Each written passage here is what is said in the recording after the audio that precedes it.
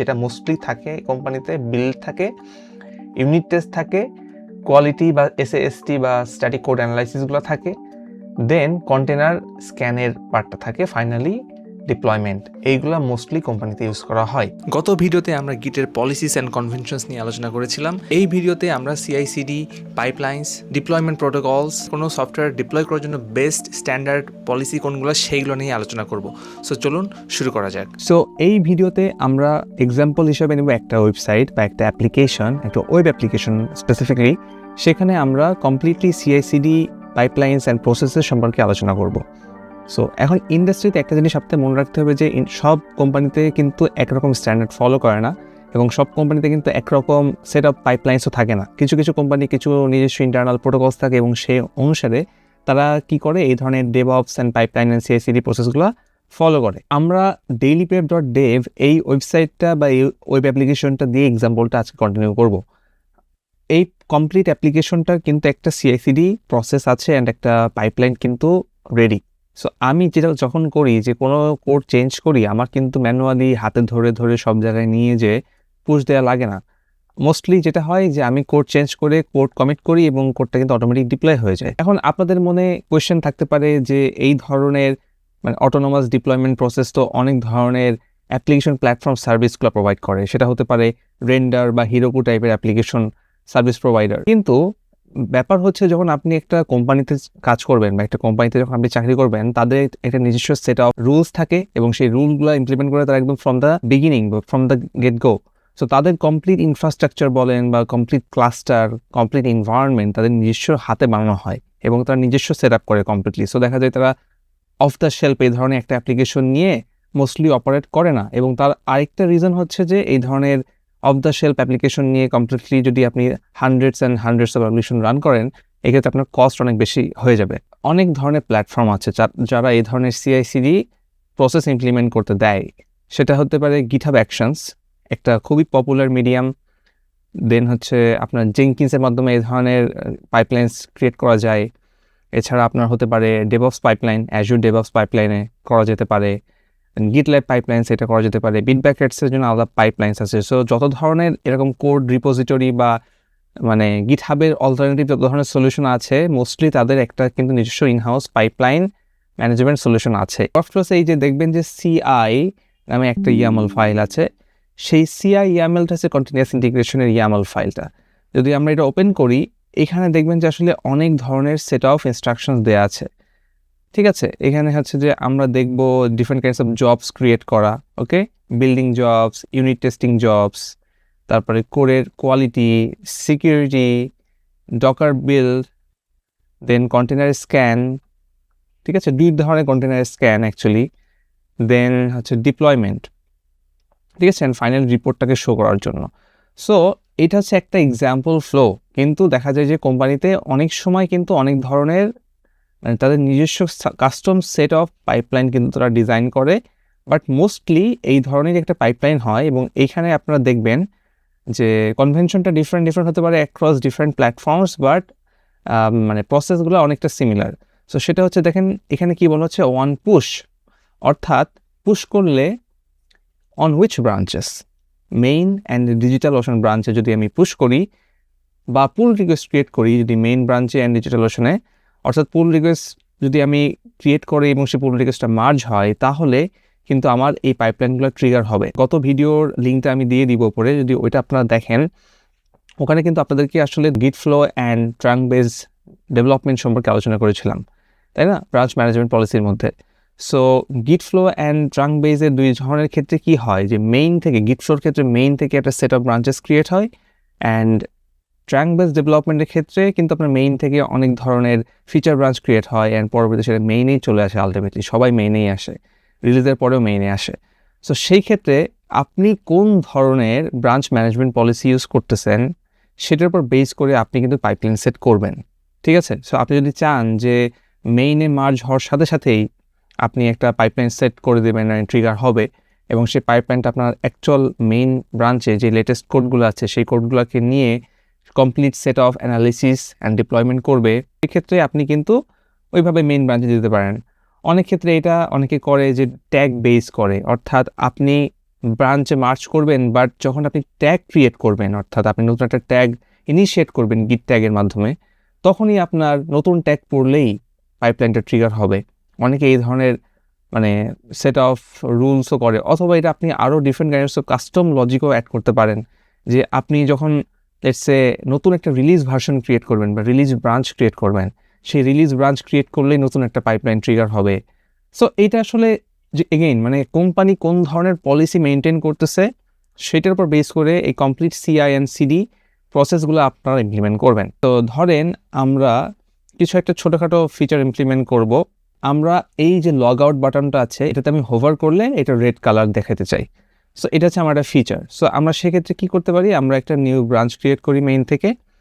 So এই যে main branch আছে আমাদের, এখান থেকে আমরা একটা নিউ ব্রাঞ্চ ক্রিয়েট করলাম, feature slash red log out button. So গত ভিডিওতে আমরা যেই ধরনের কথা বলেছি আমরা সেই ধরনের নেমই কিন্তু দিলাম। সো আমরা ফিচার ব্রাঞ্চ ক্রিয়েট করলাম, যেটার নাম দিলাম রেড লগ আউট বাটন। কিন্তু আপনার হাতে যদি কোনো একটা টিকিট থাকতো, আপনি সেই টিকিটের নামও দিতে পারতেন, এখানে কোনো সমস্যা নাই। এখন চলুন আমরা এখানে বাটনটার কালার অন হোভার রেড করে দিব। সো চলুন আমরা এখন অ্যাপ্লিকেশনটা লোকাল হোস্টে রান করেছি। সো আমরা লোকাল হোস্টে অ্যাপ্লিকেশনটা রান করি। সো দেখি যে আমাদের বাটনটা রেড হলো কিনা। সো দেখেন, এখন যদি আমরা বাটনটার উপরে হোভার করি, লগ আউট বাটনটার উপরে, তাহলে কিন্তু এটা রেড হয়ে যাচ্ছে। ঠিক আছে, সো এটা কিন্তু আমাদের ডেভেলপমেন্ট এনভায়রনমেন্ট, লোকাল হোস্টে রান হচ্ছে। কিন্তু আমাদের প্রোডাকশন এনভায়রনমেন্টটা দেখেন, প্রোডাকশন এনভায়রনমেন্টে কিন্তু ব্যাকগ্রাউন্ড কিন্তু হোয়াইটই আছে বা হালকা ট্রান্সপারেন্ট ব্যাকগ্রাউন্ড। সো যেহেতু আমাদের ফিচারটা এখন কমপ্লিট, কিন্তু আলটিমেটলি প্রসেসটা কি, আপনি ফিচারটা ইমপ্লিমেন্ট করে এটাকে তো ডিপ্লয় দিতে হবে এবং কোডটা যাতে ইমিডিয়েটলি রিফ্লেক্ট হয়। তো সেটার জন্য কি করব, এখন আমরা এই কোডের কমিট করে দিব, কমপ্লিট যে পাইপলাইন প্রসেসটা কি সেটা আমরা দেখব। সো চলুন, এখানে কার্সারের একটা সুবিধা হচ্ছে যে আপনি গিট কমিট জেনারেট করতে পারেন, কমিট মেসেজগুলো।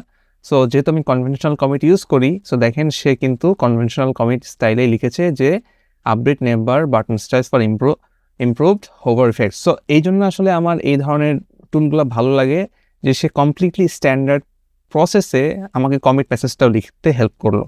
সো আমি এখন যদি কমিটটা করে দিই, এখনও কিন্তু আমি পোস্ট করি নাই। সো চলুন আমরা আমাদের গিট হাবে চলে যাই, যে অ্যাপ্লিকেশনটা যেখানে আমার রিপোজিটরিটা হোস্টেড। আমাদের গিট হাবে চলে আসলাম এবং অ্যাকশানসে দেখেন কোনো অ্যাকশান কিন্তু স্টিল ট্রিগার হয় নাই, তাই না? তো আমি যদি এই ব্রাঞ্চটা পুশ করি, তাহলে কি কোনো অ্যাকশন ট্রিগার হবে? আপনাদের কি মনে হয়? কোনো অ্যাকশন কিন্তু ট্রিগার হয় নাই। সো এখন আমরা কি করব, আমরা জিনিসটাকে পুল রিকোয়েস্ট ক্রিয়েট করব। সো আমরা যেহেতু নতুন একটা ব্রাঞ্চ এসেছে, আমি এই ব্রাঞ্চটার পুল রিকোয়েস্ট করলাম মেইন ব্রাঞ্চে। পুল রিকোয়েস্টটা দেখেন যে মজার ব্যাপার হয়েছে এখানে একটা।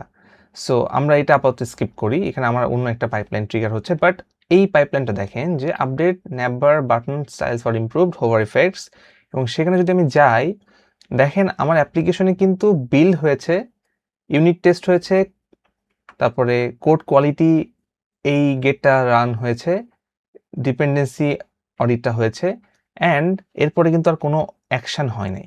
এবং ফাইনালি আমাকে একটা রিপোর্ট দিয়েছে, এবং সেই রিপোর্টের মধ্যে কিন্তু আমি দেখতে পারবো যে ইউনিট টেস্ট রেজাল্টগুলো কী। সো এখানে ইউনিট টেস্টের রেজাল্ট এবং কোড কোয়ালিটি বলা হচ্ছে যে মানে লিন্টারগুলো এক্সিকিউট করেছে, অ্যান্ড ডিপেন্ডেন্সি সামারি, আমার এখানে একটা সামারি দিয়েছে ডিপেন্ডেন্সির, মানে কোন প্যাকেজের সাথে কোন প্যাকেজের ডিপেন্ডেন্সি। তারপরে আমার একটা কমপ্লিট রিপোর্ট দিয়েছে যে প্রত্যেকটা এই যে build, unit test, code quality and dependency audit সব কিছুই সাকসেসফুলি কাজ করেছে। সো এইটা হইতেছে, ধরেন আমি এখনও কোড মার্জই করি নাই, আমি কোডটা কি করলাম, জাস্ট একটা পুল রিকোয়েস্ট দিলাম। অর্থাৎ এখন রিয়েল লাইফ আমরা চিন্তা করি, আপনি একটা সিনিয়র ইঞ্জিনিয়ার বা একটা আর্কিটেক্ট, এবং আপনার কোনো জুনিয়র আপনাকে বললো, ভাই এই কোডটা আপনাকে পুল রিকোয়েস্ট দিচ্ছি, আপনি মার্জ করে দিয়েন। এখন সে যখনই পুল রিকোয়েস্ট দিবে, আপনার তো আর কোডের কমপ্লিটলি স্যানিটি চেক আপ করার টাইম নাই, তাই না? আপনি তো অনেক ব্যস্ত, আপনি হয়তো কোডটাকে জাস্ট একটু ওভারভিউ দিয়ে তারপরে মার্চ করবেন, ঠিক আছে? যদিও স্ট্যান্ডার্ড হচ্ছে সবাই কোডটা একটু রিভিউ করা অ্যান্ড কোডটা একটু পড়া, কোডের মধ্যে কী লেখা আছে সেটা বোঝা। কিন্তু যেহেতু আপনি যদি ব্যস্ত থাকেন, সেক্ষেত্রে দেখেন কী হবে, পাইপলাইন অলরেডি অটোমেটিক ট্রিগার হবে অন পুল রিকোয়েস্ট। অর্থাৎ আপনি কোডটা হয়তো ওপেন করার আগেই এই কোডের মধ্যে অলরেডি ইউনিট টেস্ট রান হয়ে যাবে। অর্থাৎ আমি যে কোডটা অথবা আপনাকে যে কোডটা দিয়েছে, সেই কোডের মধ্যে অলরেডি ইউনিট টেস্ট রান হয়ে গিয়েছে। অর্থাৎ কোনো ইস্যু থাকলে কোডের অলরেডি এটা, এখানে যে চেকমার্কটা দেখছিলেন নিচে, সেই চেকমার্কটা কিন্তু রেড হয়ে বলবে ফেইল। অ্যান্ড তার মানে আপনি তখন নেক্সট টাইম এই কোডে আসলে আপনার আসলে রিভিউ করার দরকারই নাই, কারণ code already quality gate failed. আপনার এই কোডে প্রবলেম আছে। সো তখন আপনি তাকে ডিরেক্টলি বলে দিবেন যে তোমার কোডে ইস্যু আছে, তুমি অলরেডি চেক করো। সো আপনার আর দেখার দরকারই নাই। সিমিলারলি যদি কোডের আপনার লিনটার চেক করে ফেলে এবং সে দেখবে যে কোডের মধ্যে ভ্যারিয়েবলের নেমিং কনভেনশন এন্ড এভরিথিং বা ইউজ কেস কোথায় প্রবলেম আছে সেটার লিন্ট অটোমেটিক ফাইন্ড আউট করে ফেলবে। সো আপনার আসলে খোঁজার টাইম ওয়েস্ট করার কোনো মানেই হয় না। এবং তিনটাই যদি গ্রিন হয় তাহলে আমি যদি কোডটা মার্জ করি মেইনে, তখন কোডের ডকার ইমেজ ক্রিয়েট হবে এবং সেই ডকার ইমেজটা পরবর্তীতে যদি ইমেজ হয়ে যায় এবং রেজিস্ট্রি বা সিআর এর মধ্যে বা কন্টেইনার রেজিস্ট্রির মধ্যে যদি ইমেজটা পড়ে, তখন সেই ইমেজের স্ক্যান করা হবে। যেহেতু আমার দুই ধরনের সার্ভিস, একটা ব্যাকগ্রাউন্ড সার্ভিস বা ব্যাকএন্ড সার্ভিস আর একটা হচ্ছে ফ্রন্ট এন্ড সার্ভিস। সো সেইটার জন্য আমার কিন্তু দুইটা সার্ভিসের যে ইমেজ আছে সেই ইমেজের সিকিউরিটি টেস্ট করবে, এখানে স্ক্যান করে ফেলবে আর কি। সেই স্ক্যান যদি সাকসেসফুল হয় তাহলে সেই ইমেজটাই কিন্তু আমার ক্লাউডে ডিপ্লয় হবে, ঠিক আছে? তা নাহলে কিন্তু ডিপ্লয় হবে না। এবং ফাইনালি একটা কমপ্লিট পাইপলাইন রিপোর্ট তৈরি হবে। সো এইটা হচ্ছে একটা স্ট্যান্ডার্ড কোম্পানিতে মানে মোস্টলি ইউজড একটা পাইপলাইন প্রসেস। এখানে হয়তো সব কিছু নাও থাকতে পারে, অনেক ক্ষেত্রে যেটা মোস্টলি থাকে কোম্পানিতে বিল্ড থাকে, ইউনিট টেস্ট থাকে, কোয়ালিটি বা এসএএসটি বা স্ট্যাটিক কোড অ্যানালাইসিসগুলো থাকে, দেন কন্টেনার স্ক্যানের পার্টটা থাকে, ফাইনালি ডিপ্লয়মেন্ট। এইগুলা মোস্টলি কোম্পানিতে ইউজ করা হয়। আমি যেটা করব আপনাদেরকে ইয়ামাল ফাইলটা দিয়ে দিব এবং যাতে আপনারা আসলে দেখে বুঝতে পারেন যে কিভাবে ইয়ামাল ফাইলটা লেখা হয়েছে। অ্যান্ড মজার ব্যাপার হচ্ছে এখানে কমপ্লিটলি যে সিক্রেটস বলেন বা ক্রেডেনশিয়ালসগুলা সব কিন্তু আমরা ইউজ করেছি গিটহাব সিক্রেটসের মাধ্যমে।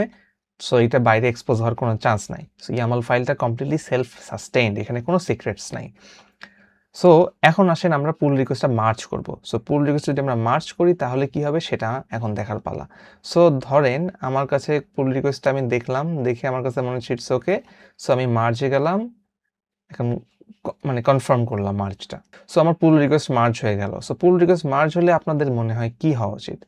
সো সিমিলারলি দেখবেন যে আমার আরেকটা পাইপলাইন ট্রিগার হচ্ছে। সো মেইনে মার্জ হচ্ছে এখন। তার মানে আইডিয়ালি এখন কমপ্লিট পাইপলাইন স্টেপসগুলো ট্রিগার হওয়ার কথা এবং পুরো অ্যাপ্লিকেশনটা ক্লাউডে ডিপ্লয় হয়ে যাওয়া উচিত।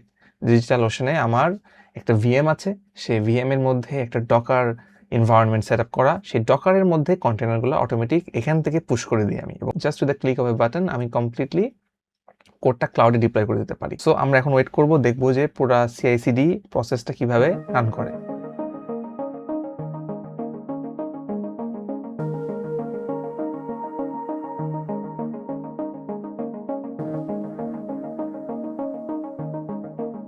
ওকে, সো অলমোস্ট দেয়ার।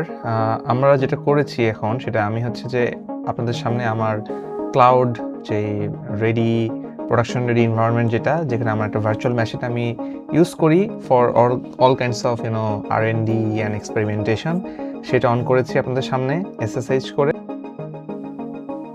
সো দেখেন আমাদের কিন্তু ডিপ্লয়মেন্ট স্টেজে আছি আমরা এখন, অর্থাৎ আমাদের প্রত্যেকটা স্টেপ কমপ্লিট হয়ে গেছে, আমরা এখন ডিপ্লয়মেন্ট স্টেপে আছি। এবং আপনারা রাইট সাইডে নোটিস করবেন যে আমার দেখেন যে ডেইলি প্রেপ এর জন্য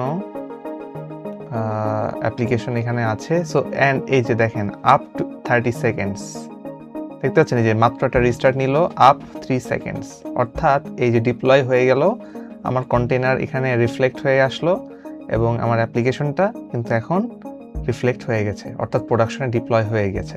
এখন এটার প্রমাণ কিভাবে আমরা দেখতে পারি? সো আমরা যদি এখন dailyprep.dev এর মেইন ওয়েবসাইটে যাই, এটা হচ্ছে প্রোডাকশন সফটওয়্যার। এতক্ষণ কিন্তু এটা ভুল ছিল।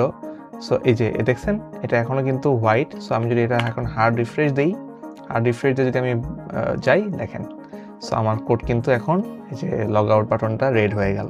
সো দেখলেন যে কিভাবে আমি একটা কোড লিখে সেটা কমপ্লিটলি প্রোডাকশনে নিজস্ব একটা বিল্ড ইন হাউস মেইনটেইনড একটা ডকার এনভায়রনমেন্ট বলেন বা একটা কুবারনেটিস ক্লাস্টারে হোস্ট করলাম এবং just with the help of GitHub Actions and GitHub যে পাইপলাইনস and everything.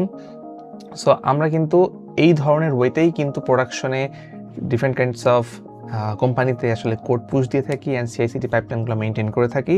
That's all for today. Next ভিডিওতে আপনার সাথে আবার দেখা হবে। অ্যান্ড হ্যাঁ, আপনারা যারা চ্যানেলে এখনও সাবস্ক্রাইব না, অবশ্যই চ্যানেলটাতে সাবস্ক্রাইব করতে পারেন এবং ভিডিওতে একটা লাইক দিয়ে দিন। টাটা।